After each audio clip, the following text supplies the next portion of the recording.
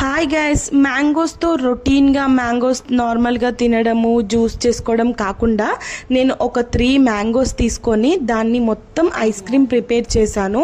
So mango ice cream ఎలా prepare చేస్తామో చూసేద్దాం రండి.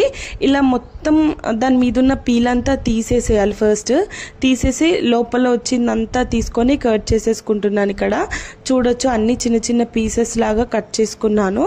దెన్ నెక్స్ట్ కట్ చేసుకునే దాంట్లోనే కొద్దిగా షుగర్ వేసుకోవాలి. నేనైతే 3 స్పూన్ షుగర్ వేసాను. దాని next half glass already boil చేసుకున్న మిల్క్ హాఫ్ గ్లాస్ వేసేసాను. సో ఇంకా మంచిగా మిల్క్ మొత్తం వేసేసి దాన్ని మిక్సీలో గ్రైండ్ చేసేసాను. సో ఇలా వచ్చింది. దీంట్లో కొద్దిగా మంచిగా దీన్ని కలుపుకొని నెక్స్ట్ కొన్ని ఐస్ పీసెస్ వేసేసుకున్నాను. మా అక్క పిల్లలు ఐస్ పీసెస్ అన్నీ కంప్లీట్ చేసేసారు.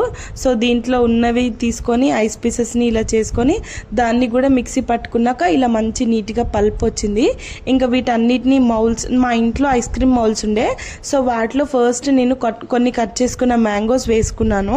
వేసేసుకొని ఇంకా మనం తీసుకున్న పల్ప్ అంతా దాంట్లో ఫిల్ చేసేసేయాలి. సో మీరు ఇక్కడ చూడవచ్చు నేను ఎలా ఫిల్ చేస్తున్నానో. ఫిల్ చేసి ఇంకా పైన కూడా ఒక 2-3 పీసెస్ మ్యాంగోస్ వేసేసాను.